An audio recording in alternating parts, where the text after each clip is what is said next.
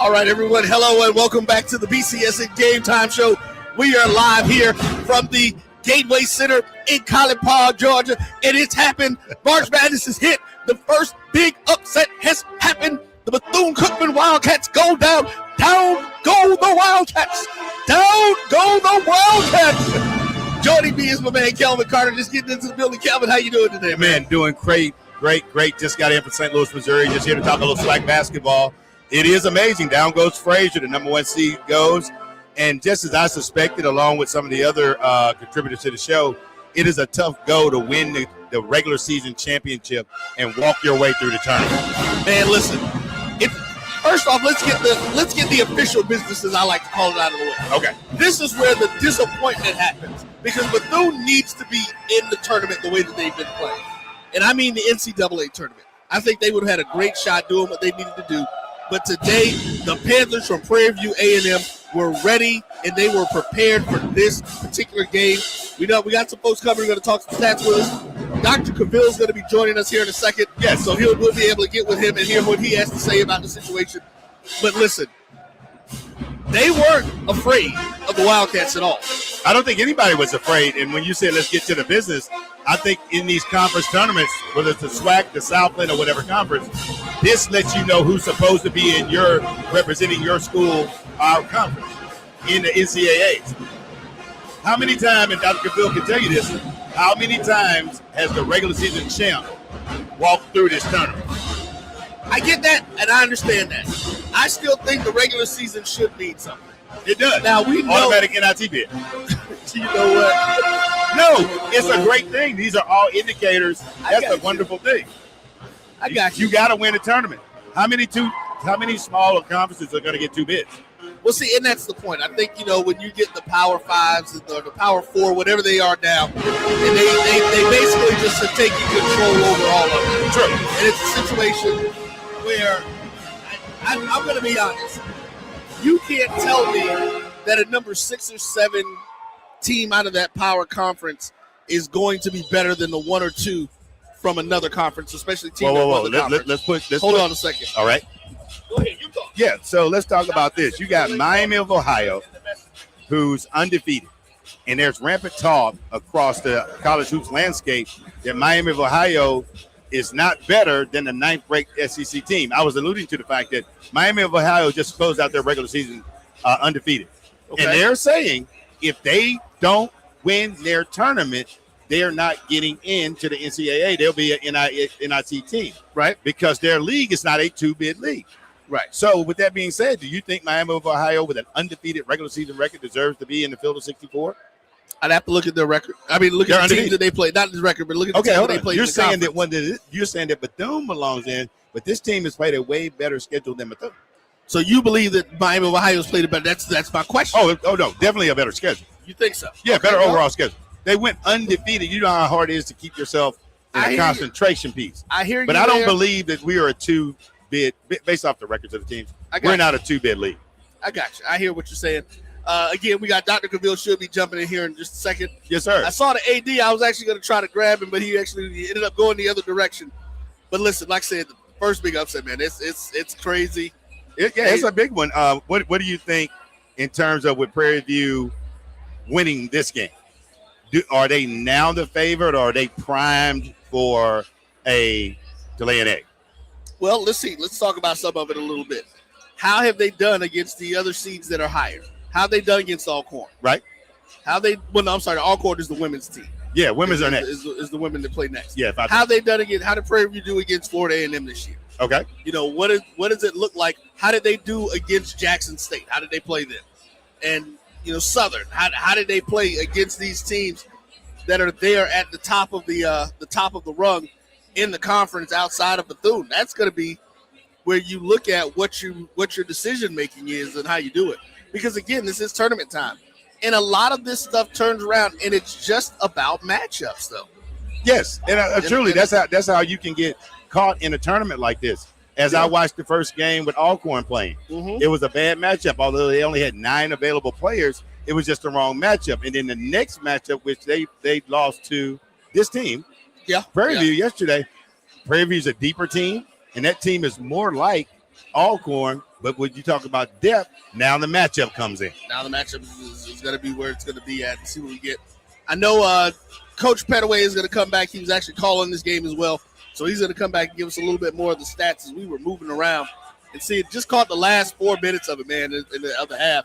And listen, they were there. And I think there was one particular point where Prairie View put they pimp slapped BCU. and it's like BCU just stopped. To me, it felt like they were just frozen. Is this BCU's first game of the week or second? This is the first one. So think about it. You got a team that came in. So to answer your question, right? Prairie View was 9-9 in SWAC play. So does that mean they pretty much won against everybody? They more than likely split. They more than likely split because the league is a tough league. It's hard to win home and away. Like Correct. They split with Alcorn, they split with Jackson State, and they had an overall record of 15-17. Okay. So you're overall 15-17 with 9 victories in conference. And if you wanted to break down those against specific opponents, you had a situation in a scenario where Prairie View, I don't think that the gap between BC, Jackson, and Prairie View and FAMU is as large as one might thought. Well, so here's one of the things, and having produced a couple of Carlos' show the last few months and listening to Carlos and them talk about it, they actually were very, very adamant about the fact that anybody 1 through 8 could win this tournament. Yes, that's what. And I get that that's where you're going. That the records, and this is probably one of those situations where records don't really matter as much as it relates to, again, how you match up. Because you may have been not a good matchup, and we'll just use the FAMU and Bethune. Right. You may not have been a good matchup for FAMU, but you're a much better matchup for Bethune during the tournament situation. And especially because in the tournament, you're getting to the end of the season. You should be playing your best basketball. Well, most of these teams, if we were to just look at their scheduling, I doubt, other than the preseason tournaments that some of them participated in, many of them have not played a back-to-back. And a back-to-back, two things can happen.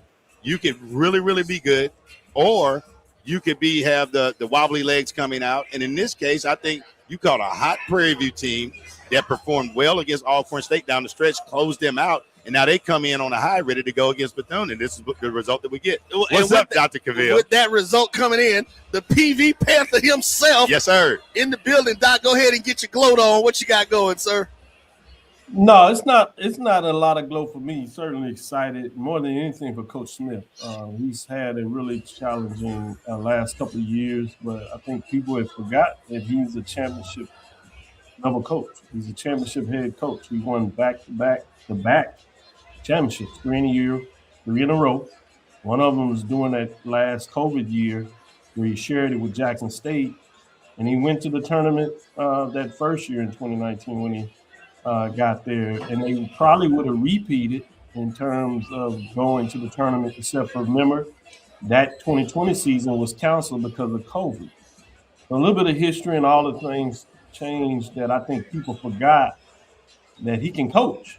Yes. And it was about, administrators and, frankly, there's some key alumni supporting him in terms of what he needed to be successful.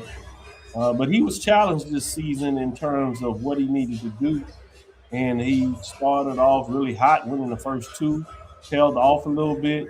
But if you watch what he did the last 5 games of the season, he won 5 out of 6, now 6 out of 7. Yep. And even in the games he lost, as you talked about, Kelvin, they were very close games. Yes. He's winning most games, and people forget that he had a key player out. One of the first-team players was out for 4 or 5 games. I think three games in a row at minimum. Exactly. It was, before those 3 straight, he had missed 2 before that. So okay. Right. So he missed quite a bit. So, and then you talk about them being in the tournament last year, something a little different for Bethune-Cookman. I remember one of the reasons, Roy, I'm not gloating so much. I remember coming in as the number 1 seed back in 2001. 2 Kelvins, Alcorn State Brave. Yep. Who at the point guard, let me tell you back how fun it is when we start talking about this history. Who was the point guard, Kelvin? I'll let you share. For which? Give me the matchup again. Who was the guard over there? 2001 AD for you at guys. Alabama State. Well, yeah, Jason Cable led that team. He did an amazing job. And like And the you year just before that, they had won the championship. They came Yes. in, and we got a challenging seed because you had a team that had championship level experience, Yep. both from coaching the players. This one is just from coaches, and they jumped out, played well, and did what Prairie View did tonight was close out things in the stretch, which sent the number one team out of Florida, Bethune-Cookman Wildcats home. So, Dr. Cavill, I got a question for you. yep. If you were to take the finances of the preseason games or those first like 10 or 11 games out, and we could figure out a mechanical system around not playing those games, do you think our teams would be, from a mental standpoint, better prepared if they played a schedule that was more befitting of the competitive level and able to build your young men up? Because as I looked at it was a women's game on yesterday, and I was thoroughly surprised. One of the team's record was 0-17 in the conference, or 0-16, and the other one was 1-something. And somebody said, can you imagine having to be a supporter of that team, and you didn't see them win a game at home or on the road? And then I just watched them play a highly competitive basketball game yesterday. I think that's an excellent question. And I've thought about that over the years and actually have studied that.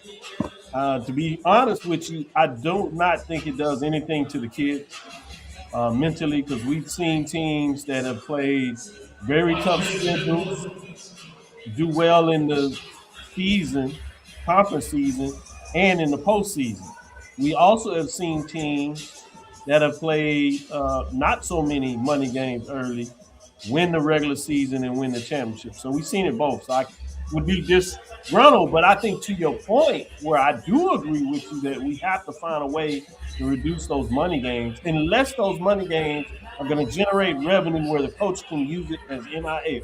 That's the only way I support it. And if you're not going to do that, I think the bigger challenge is what you said, is about the fandom. How do you get the fandom excited coming in, 2-8, 1-10? 0-17. Right? Yeah. It is extremely hard to get a fan base excited, because even if you do that and you run off to the season, it's halfway through the season before folks realize that this team is 8-2, right? 7-1, 8-1 or whatever, that people realize, hey, we got a pretty good team. Well, half your season is gone. Literally, half your home games have been played. Yeah. And to me, it's more from a marketing and brand awareness standpoint that it would benefit finding a way to reduce the number of those money games. Again, I'll use one caveat. If AD's allowing coaches to play those money games, and at least 1, 2, maybe 3 of those money games are used as NIL to help support building up the caliber of teams and the players you have on. Well, yeah. So let me ask you to pose another question and kind of compound that as Charles Bishop shows up. When was the last? Hot off the plane, ain't it? Hot off the plane. We all hot off the plane, man. Hot off the plane. Both of these two just There rolled it is, into hot the off the town. plane. So, Dr. Cavill, when we were discussing this, when is the last time a team went wire to wire, won the regular season and won the tournament and represented? When's the last time they did it? Was it Prairie View? I'd have to look. Was at it Prairie or last Southern? time, but Prairie View did it in that 2019 season. 2019. Oh, And then Obviously, Southern was, Jackson but State women did it a couple of years ago. Right. yeah, Jackson State women. right. And so that's the challenge of this tournament, because it's a tournament you get in here on a Monday. Yeah, you're exactly and right. you got to go all the way through it. And now we have a situation where we're like, okay, now I can breathe, but you can't breathe, because if you come in as a low seed, you got to play every single day to get there. And we saw just what just happened to Alcorn with 9 players against Prairie View. And now Prairie View is riled up. They come in here and take down a Wildcat. It's been a great day. Been a great day. Parity. We talked about this coming into this tournament, and a shocker, not particularly, because I think so many teams are so similar. Yes. I mean, you have everybody has a scorer, everybody has somebody who can get hot, and sure enough, that's what we saw with Prairie View. Horn over the past 2 weeks. Horn is playing some unbelievable basketball. Yes. And many people question why he was on the first team. I think they saw it today. They can stop questioning that. 30 points. Oh, no. He's definitely first team, because you can see how he get to his spots. He has great leverage points on the court. I watched him a lot this season. Dr. Cavill, I envy your setup. I only have 3 TVs, but I split them into 12. 4 apiece, so I got 12. So my screens aren't as big. But Hey, I will say, have to make sure we find out a perfect schedule this fall for a road trip so you can set it up. I'll take care of you. Just get down here and figure that out because I'm proud of that wall screen I got now. Invested in that. and I think too. I would be remiss if I also didn't shout out Corey Wells. Oh yeah, 8 rebounds, 2 offensive rebounds. The late basket in that game was huge in terms of what it looked like. So credit to him in terms of that. And then the point guard, Lance Williams, 6'1", 181 points. He showed up at the right time. He had 1 turnover in 40 minutes, big baskets at the end. He was a big-time scorer in high school. He settled back in terms of what Dante and Johnson give you in terms of what they can do. But at certain seasons, at certain points, particularly late in the season, he started pushing it. I think coach was like, hey, now's the time for you to go get it. And he did that tonight. So kudos in terms of this Prairie View and Panthers. Taking down a really good Bethune-Cookman Wildcat team. Obviously, we need to make sure that we talk about the fact that they did come in injured without Doc the latter part of the season, which really made it a challenge for him to do it. But still, with him, he played well. And hopefully they consider, if they get postseason play. yeah. Certainly if that's the Black College Invitational Championship is another one I think they would love to have them. Kudos to a great regular season. One of the things that's challenged with the SWAC is the fact that only the tournament team can go in terms of the NCAA, and they deserve to be able to. Hold on a second. Ask that question, Roy. Huh? Ask that question to Dr. Cavill. Well, I know his opinion already. That's why I wanted to get your opinion on that. But let's do this. I want to actually get into some of the stuff that happened in the game. Charles, you were sitting and you were watching this. Mm-hmm. What do you think was the turning point? The fact that Prairie View was 8 of 14 from 3-point land. Yes. I think just to be able to consistently knock down threes, Corey Wells found a hot spot, if you will, and Bethune-Cookman just did not close out in terms of what. The turnovers. That 32 points in the paint. That'll kill you. Points that's absolutely will kill you. But I think that was the thing that it seemed as though when Bethune-Cookman kind of took control of the game. I think it took at least a 5-7 point lead, but Prairie View was able to knock down threes and get themselves right back in it. And then toward the end, I mean, you could put it in the hands of a guy like Horn, and he had some. Oh my God, the hesitation dribble. Oh my goodness. Oh, the heads he kept them going. Yeah. It'll get you 30 points, and then also they shot 49% from the field, but 57% from the 3-point line. I don't think you can overcome it. Yeah. And then you put 32 points in the paint. It's hard. It's hard sledding when you got that type of work going on. Absolutely. So what do we think the diagnosis is moving forward? What do you think about the next move? Like, they don't get any rest. All they can do is go jump in the ice bath, right? And I was about to say, I think that's the thing. Well, no. They won't play again until Friday. They get the number 1 seed. So they get Thursday off. They get Thursday off. So they get technically the blessing of beating the number 1 seed is you replace it to the number 1 seed. Okay, that's good. Yeah. Well, woo. This might be nice. Yeah, they get tomorrow off. They will not play again until Friday. Awesome. Okay. Awesome. Yeah, that's this is the first quarterfinal games. Okay. First set of quarterfinal games that we're talking about and that we're looking at.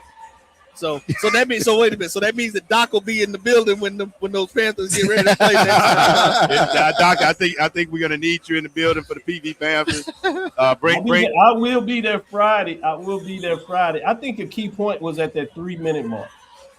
Okay. Prairie View was down 59-53. That's it. I'm sorry, at the 3-minute mark, they were down, and you know what I'm talking about. 3:33 left in the game. They had a turnover by Dante Horn on a bad pass. They were down 63-58. They got a defensive stop in this basket, and they came back to score. And I thought that was huge in terms of them being able to get the confidence level with enough time to play down the stretch and ultimately get it done at the end of the game. But as when that point came on there, I must admit, I was a little nervous then. I was like, oh, we played so well this game not to be able to do it. And he gets that turnover. Dante Horn picked himself up. The defense came back. They scored. They went 63-60. I was like, all right, they're in this game. Next thing you know, they tie it, 66-63. Credit to Bethune-Cookman. They answered. They come back tied again, and then they took that late lead, and that's when you know that it's like, all right, it's tough at this point. A couple of big baskets at the free throw line in the game to give them a little security. They did leave it open in terms of missing some, but then they got a big rebound and closed it out. And, credit to the Prairie View A&M Panthers, the team, Coach Smith, and the assistant coaches that have really pushed forward in a challenging environment when a lot of folks were questioning whether he can coach. I'll go back to that every day. I'm curious about this. When did this Prairie View team sort of, I guess it turned over from Terry and Joseph sort of squad to Horn?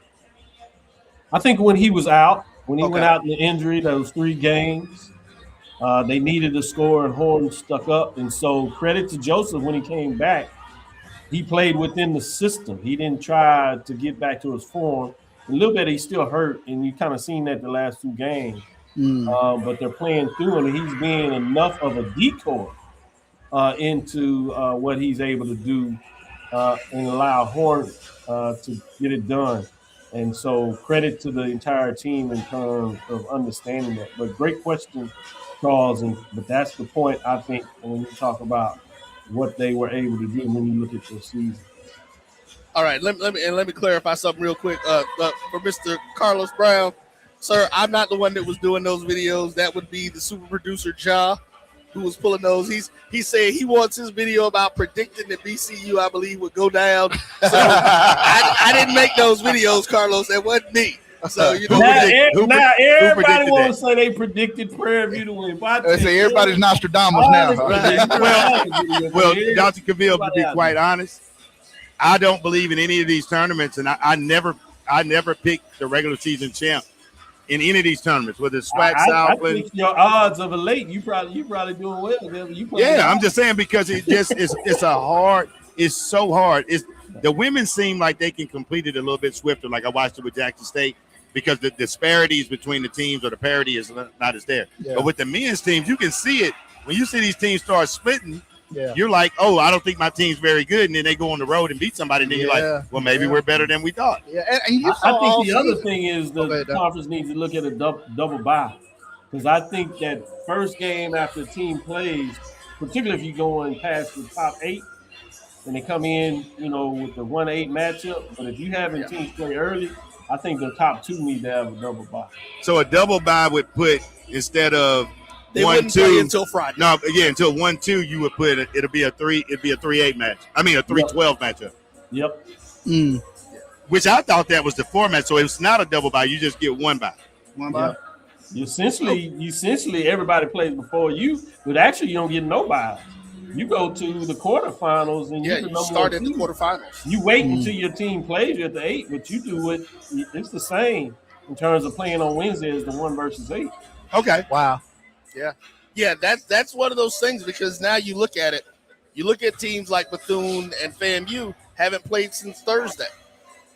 I believe Thursday was their last game when they played the last one, and FAMU won that game. Yep. Oh, you're talking about regular season. Regular season, right? Their regular season final. That was the last time they played. So that's all the week off.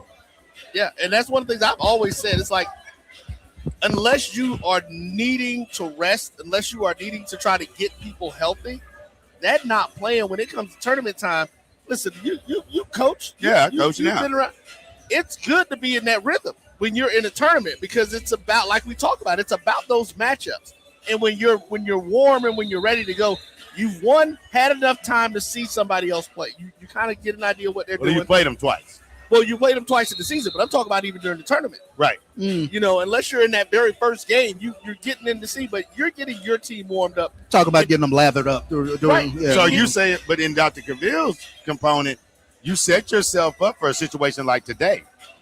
We give them a double bye, and they got to wait till somebody comes. And you got to now automatically have your go game on. But I'm saying if you do a double bye, that means the team coming in has played 2 games. So now they're getting a little war. It's a little different. But if they come in and just playing 1, and you not playing, now they didn't lather it up a little bit. But if you do the double bye, that means you're already in the semifinals anyway. So Pretty much Right. what the OVC does in terms of what you saw Tennessee State. Last year, Tennessee State came in and they had to play in the quarterfinals. Played a good game. They got in the semifinals. They lost. This Right. year, they were the number 1 seed. He got the They double had a bye. double bye with the 2 teams, and they played on Friday in the semifinals. The other Right. teams Okay. had to play before that, and so they got what you call a double bye. The other team that played them only played 1 game, right? But I will say this though, if I were a proponent of that, that would be a true reward for winning your regular season championship. Right. That's the other Like thing. I'm saying, we gonna go hard because if I know I'm gonna get straight to the semis, right, off of winning the conference championship, so maybe those records don't end up 0-17 in conference. Maybe you try. We get like Prairie View was 9-9 in conference. But here's the I guess the flip side of that. Part of March Madness for me is seeing the upsets like this. So you want to see, those top seeds in the early games to see a David versus Goliath. I think that's some of the appeal to me, at least. Once you get towards March, is you get these David versus Goliath matchups, and all of a sudden it's magic. I mean, you get a lower seed that knocks off a top. It might not, it might be anticlimactic as you get to the championship, but this is part of, what we love to see around this time of the year. But if you really wanted that, then the double bye, and the answer is 1 play 12. Yeah. And I'm showing up today. We got 1-12. Yeah. We got 2-11. Yeah. And but like I think what Dr. Cavilla saying is if you won your conference and you get the double bye, it should be some type of goal reward for. Sure. Yeah, I think I like the double bye system where your top teams are in the semis. Like Allegedly. No, I'm saying that's what happens in the double bye. No, Your we're top saying teams are at least in the semis. right, and we're going to come to the assumption that in the SWAC, you've already said 1 through 8 are almost all the same. Well, we did. That's been the conversation. That 1 through 8, anybody at any point could win the tournament. So that means that in full transparency, we have a league that's a lot more balanced. So you might not. It's not really. Was it really an upset that PV just beat Bethune? Truthfully. I mean, I think it's an personally, upset I do because think of it the was, 8 versus 1. But you're right. If you're an analyst and you dig a little deeper, I don't think it surprised a lot of folks that Prairie View could play Bethune-Cookman well. There are a couple of things. One, the way that Prairie View played down the stretch. You got a Prairie View head coach that's a championship coach. You got Bethune-Cookman first time winning the conference. You got the fact that they had a player injured that really helped them in terms of the board. And so that's the perfect thing that really sets up for us. all right, let's do this. We're going to go ahead and take us a quick break. Then we're going to come back and we're going to talk about the next matchup. Yes, Hey, indeed. look at it. I knew he was going to go to Smiley. Yes, indeed. UAPB versus Alcorn State for the women's second quarterfinal game today. So we're going to be back. Doc, if you want, you can hang in with us and put the stamp from the dean on what we're talking about, and we'll go from there. But folks, hang on. We'll be right back after this break. Into these colleges, and we have to fund our kids in these colleges, and we have to make sure our kids have seats in these colleges. Now, what about HBCUs? You mentioned Absolutely. You got to fund them all, and you've got to make sure they're properly funded. The real reason why I went after Comcast and Charter, it didn't have anything to do with my cable networks. It didn't. What happened was a gentleman wanted to do the Black College Sports Network in partnership with the HBCUs.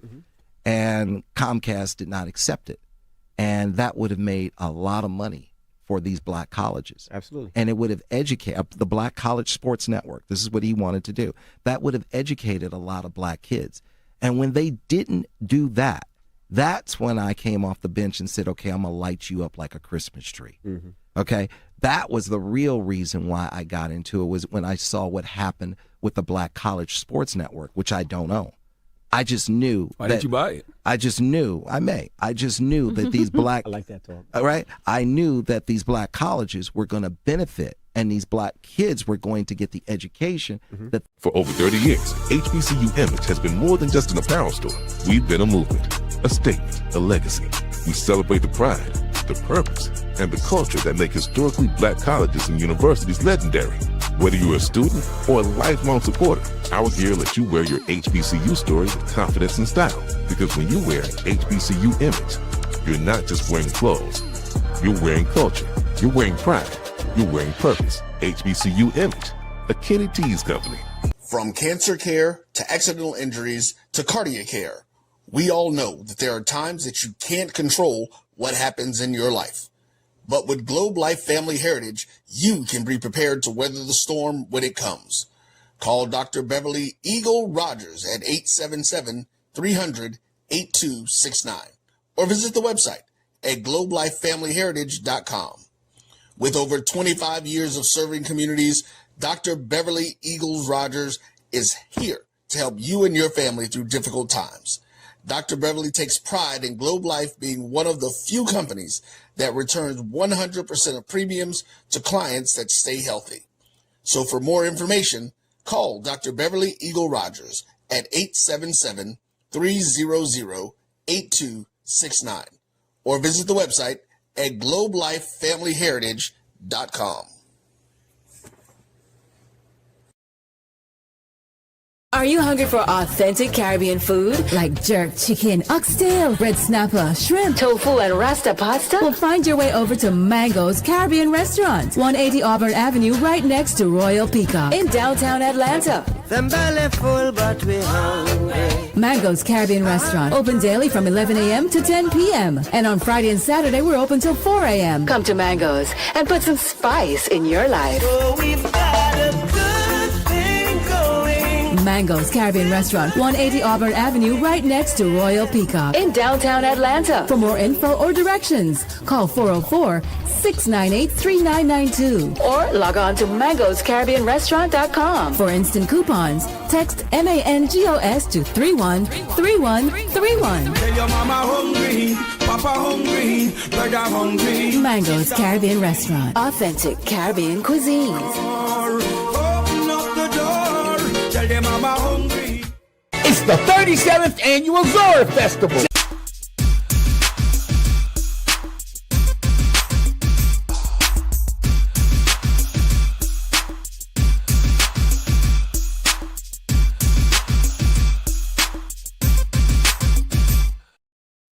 Hello, everybody, and welcome back to the BCSN Game Time Show live from the Gateway Center here in College Park, Georgia. The SWAC basketball tournament and, of course, the all-camera shenanigans are continually happening as the fellas are sitting here talking about their parlays and whatever else they are here betting on. Got Brian smiling somewhere. I know he's doing some stuff. So, listen, we're getting ready now to jump into the women's games coming up. But before we do that, we got Mike Shepard who was joining us. Mike, just real quick, what was your impression of that last game? Well, I'm very, very impressed with Horn from Prairie View. 30 points in that game, but the 30 points was a smooth 30 points. It was a real silent assassin-like 30 points, man. He hit his spots, touching every spot on the court, freeing himself up, but he was active away from the ball, and he was just a nuisance to that Bethune-Cookman team the entire time. Cookman is a strong basketball team, physically strong. They play very aggressive, and PV's hung right there with that the entire time, man, and really kept that game even. You're talking about a tie score at halftime, and then coming out to half, they just really, really turned up the pressure, put the intensity on them on the defensive side, and they made Cookman play a game that Cookman doesn't typically play, and they got the results out of it. All right, there you go. All right, ladies and gentlemen, but now it's time to jump into the 2-7 matchup that's coming up.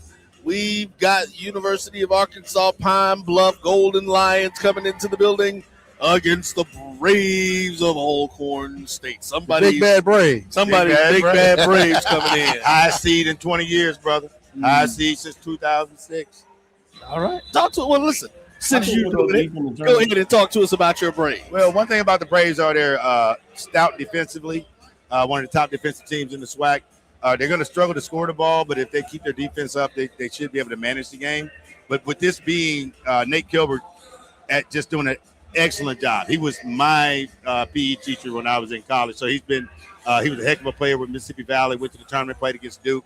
So he came in under Shirley Walker, cut his chops, and is following in her footsteps and really, really, really with a great program, put it together on defense. So as we begin to look at what's going to happen with the Lady Braves, it's going to be their ability to slow them down defensively along with having to produce some points because they're going to have to score off the break because they grind it out a little bit. Yeah. So we got to dependent on us how the Lady Braves can turn over the Lions. But I think it should be a good game. But again, just like on the boys' side, the women played well. But I do think that right about now, in this time, the parity is there. Yeah. What are your thoughts, Charles? Yeah.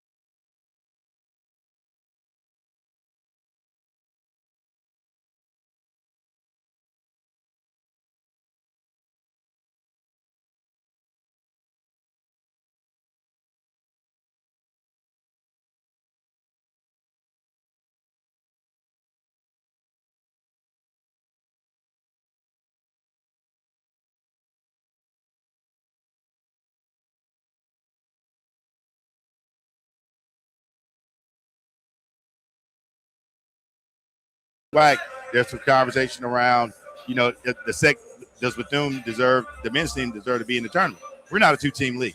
No day of the week. You got to win this tournament when you come in here to get into the NCAA tournament. That's right. I apologize for that. Apparently, we lost some sound when I pulled the one picture of myself off the screen. Didn't mean to do that. I guess forgot that. I have to remember this isn't VMix that we're using StreamYard right now. Excellent. So my apologies. It wasn't out too long. There you go. Good. Doc said it wasn't out too long. Okay. Well, listen. What do we think is going to be? I'm gonna go ahead and stay with this game.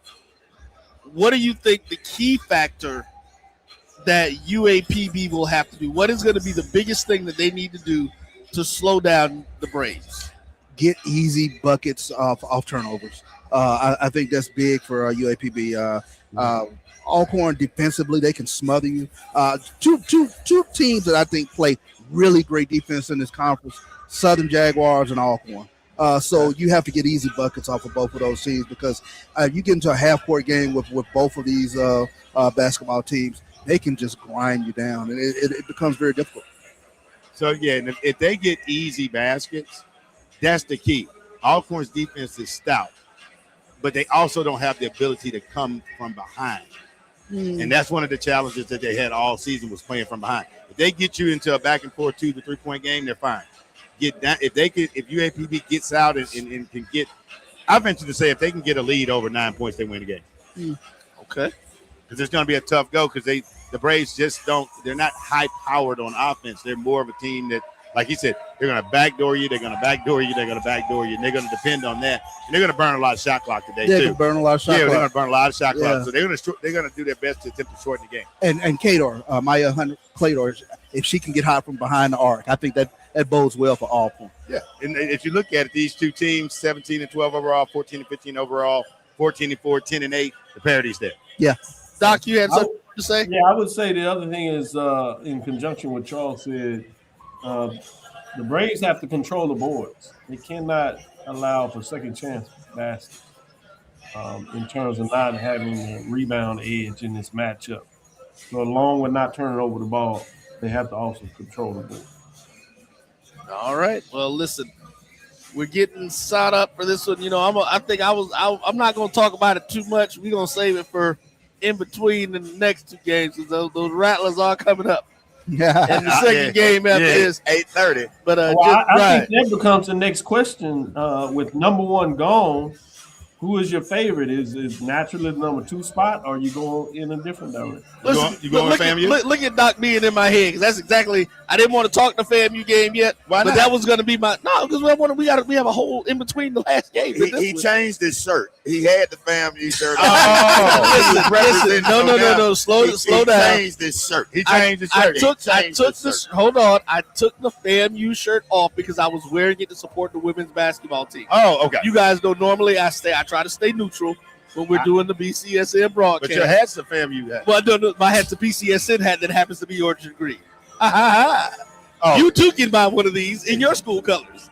We'll get you that information shortly. Yeah, well, I was staying neutral. Like So ask him if he's putting the shirt back on at 8:15. No, I will not be putting that shirt back on at 8 o'clock. But he will be putting on a FAMU shirt at 8:15. But to Doc's point, who do you guys see? And Mike, we'll start down with you. Who do you guys see now that the number one seed on the men's side is gone? Who is your likely top to come out of here? Well, I'm married into a family from the highest of Seven Hills, so I'd be kind of crazy if I didn't say that I expect FAM to continue that momentum and see what they can do. But it's the tournament, so I don't like to paint myself into a corner when you talk about tournament ball, because tournament ball is about transition. It's about being the same but being different. If you can understand that concept, you have to be the same aggressive team that you were to get you where you were here at this point, but you have to be different, willing to make the adjustments, willing to catch the other team off guard with something new. I saw the perfect example with the double screens being set earlier in that game that we watched with FAMU and Alabama A&M. They were running the women's game. They were running the conference player of the year off of double screens just to free her up, because FAMU came with a different type of intensity that Alabama A&M hadn't seen out of them to this point, because it is tournament play. Everything on the line right now. I'm just looking to see what goes on with this SWAC tournament. All right. Well, don't look now. Texas Southern is like, hey, don't forget about us right there on the number 4 seed. The number 1 is gone, so that you could have a rematch for Prairie Texas Southern. Texas Southern can beat Alabama A&M. That's fascinating. Obviously, you got to look at FAMU. They got to feel good. I will say this, though. The winner of tonight's game with Jackson State and FAMU, I know Rattlers and Tigers do not like to call themselves rivals, but as I told everybody earlier, what is going on the football field now is transcending over to the basketball court. So this is a big state game. Jackson State had to get it done against Grambling last night. Now they're a new rival, sometimes rival. Not everybody else want to call it rival, but just FAMU. The dean is saying that. No, it's a legit rivalry. It's a legit rivalry. Y'all can say what y'all want to. They know they want to be us. You talking about the BC? You talking about the BC group? It's just FAMU. We'll lead up Jackson. It's a rivalry for them. It'll beat up Jackson State people talking all that. Yeah. I think it's a rivalry every week when you go into the SWAC. I come from the baseball side, but when you look at the baseball side, every game is a critical game. Oh, yeah. Every game is a big game. The basketball, I see it the same way. I don't think that FAMU Jackson State rivalry meets the level of that FAMU BCC rivalry when you talk about Florida But Classic. not just yet. I mean, But that's the same thing, though. But when you talk about the explosive nature, I mean, it trickles all the way down to the band. And some people say that Jackson State's band got FAM the last time. Some people are right. Yeah, some people are right. Well, I'm not even a Tiger, and I know one thing about it. Yeah, the best band in all the land is the Southern Guard. Oh, there it is. See, I'm just saying, some people are right. Yeah. But I think the prohibitive favorite when you get the number 1 seed is knocked off is to the coaches who've been there, done that. Johnny Jones and Byron Smith. I think, kind of the pendulum kind of swings to Texas because Doc, they've been there. Doc, they've done it. Doc, all I'm gonna say is this is how rivalry stuff come in when the hate start hitting, because you just want to find any excuse not to give the number 2 team. Hey, all I can say, bro, they're a good team. They're really good. You said a hate hitting. The hate hitting. I don't think it's hate. I think it's loyalty to your program. That's to your real brand. loyalty. That's real to loyalty. your brand. To your now, brand. one thing that we haven't talked about is Southern. Now, people forget FAMU was ranked number 2. They came in with the same record as Southern. Southern's the 3 seed, and y'all in the same bracket. So it's not like FAMU was clearly the number 2 team. They had the head-to-head matchup, but that's interesting is if they fight it out again, if they can get by Jackson State. Southern gets their win, then you're talking about another matchup with 2 teams that were tied. So again, that's why I said the top of the bracket, to me, as Charles was talking about, becomes interesting in terms of can the Texas schools fall back on some of the magic they had for a decade in the SWAC. But I would say the Bulldogs over there, who has a championship level coach, Charles. That's true. That is true. That is true. Yeah. Who is that? Alabama A&M. Coach of Alabama A&M was the former coach that got it done at Grambling. Grambling, yeah. They had Grambling win their first ever trip to the NCAA tournament, and then they won the first 4 there. So one Dante over there at Alabama A&M is quietly being like, all right, forget we are here if you want to. So I know how to coach these championship teams too. Well, I think what it all come down to is something real simple. Brian, you can put this on your parlay. It'll be Nike over UA for the SWAC championship. I tell you what. I'm just saying. And Doc, that is another way to look at it. I have to kind of go off of what Doc said, but I'm gonna add one more intangible. Alabama A&M's fans base, they have showed up. They're gonna be right on the street. They are here. So when you talk about bringing that 6th man into the building with you, that's a huge factor when you talk about tournament play. And I mentioned that this morning. And listen, as a Rattler, knowing that Atlanta is one of our largest alumni bases, like 1 or 2 in the country, I told Mike I was shocked that there weren't more Rattlers in the building for that 11 o'clock game today. Now I'm gonna go ahead and tell the joke. They were at work. No, hold on. I'm gonna tell the joke. I'm gonna tell the joke. Somebody said, I ain't gonna say who now. Somebody said, well, of course the Alabama A&M people could be here because they all work overnights at Amazon. Oh, God. And the Rattlers were at work for real. So ouch. I said, what kind of job y'all got that y'all can't take off? That's what it is. The part-time 4-hour shift. How come y'all can't take off? And that's why I almost didn't want to tell the joke, because I was thinking to myself, we still should have been. You they already sick. Everybody at FAM already used their PTO. Right, exactly. Right. No, it reset after Celebration Bowl. They saw